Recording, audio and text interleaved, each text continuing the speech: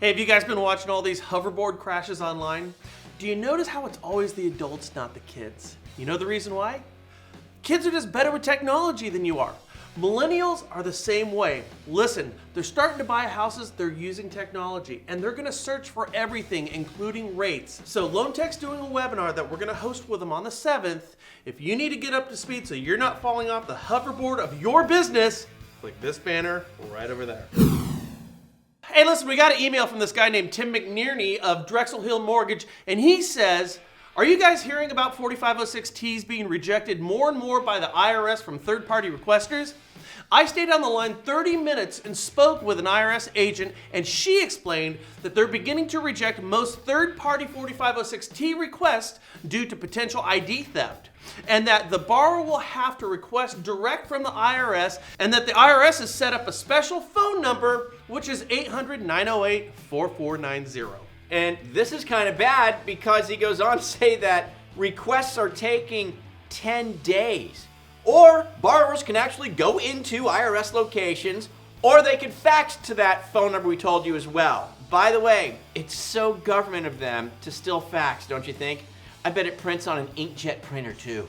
I get it. ID theft and hacking, cybersecurity of your most pertinent information is still remarkably and little understood and often overlooked. It's a major problem. Here's my prediction, guys. In 2016, it will be the year of the hacker.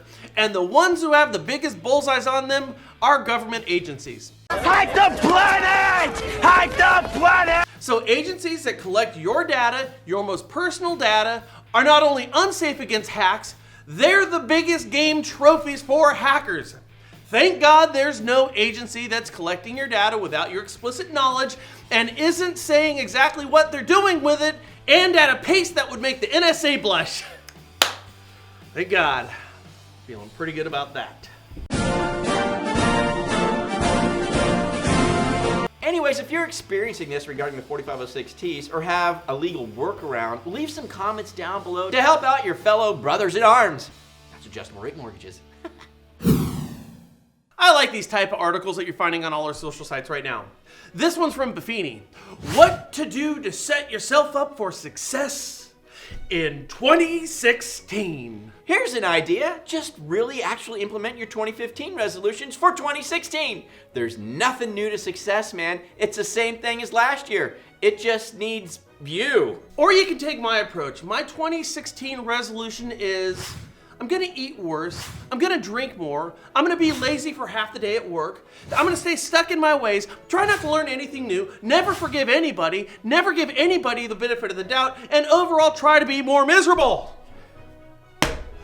I figure since I always fail at my resolutions, this one might have a positive outcome. Wow, winning. Plus, that's something you could really stick with, you know? Anyway, saw this and thought it was pretty typical. The New York Post published an article stating Warren Buffett's housing firm exploits minorities. That's right, the third richest man in the world, who's sworn to give away all his money to charity before he dies, runs a company of bigots. Now that's setting the bar a little high, don't you think? So what did he do? Well, Frank, it's reported, according to the article, that of interviews with 280 customers who bought his manufactured homes, he charged higher interest rates to minorities. Okay, well, let's see here. Here's a study by TransUnion of credit scores by ethnicities. The problem is, credit reporting agencies are racist, clearly. They're reporting lower credit scores for minorities. It's a good point, Frank. And because credit scores affect cost and rate for loans, something lenders have no control over, it's the fault of the credit reporting agencies for giving lower credit scores to minorities. So, what else did he do? Well, they used meticulous demographic analysis and targeted sales promotions, including Spanish language ads and Spanish-speaking salesperson, to woo buyers, so the story claims. Yeah, but isn't that actually a good thing? Don't you want to make affordable housing, which is what Buffett's company is selling? Don't you want to market that to minorities? Frank, that can't be it. But when these customers decide to buy a home, it was Buffett's company's practice not to provide Spanish-speaking customers with translated loan documents or interpreters at closing. Aha! dastardly. Wait. What if he doesn't have a Spanish-speaking loan officer? Is he required to get one? Is that the job of the employer that is not a government agency to have a Spanish-speaking loan officer? I mean, what about German, Mandarin, Tagalog, Japanese, Arabic, Swahili? Seriously, because I can see where this is a problem. But then, how do you draw the docs and ensure that they're accurate? Because we have a zero tolerance level for zero errors on loan docs. Yeah, and I mean, what about your funders, man? I mean, what if they're also not fluent in the languages of the world? What do? How do you address this? I think it's a problem that can't be fixed, Frank. But the point is, if you want to find fault with any lender, you can. But when and where does it stop?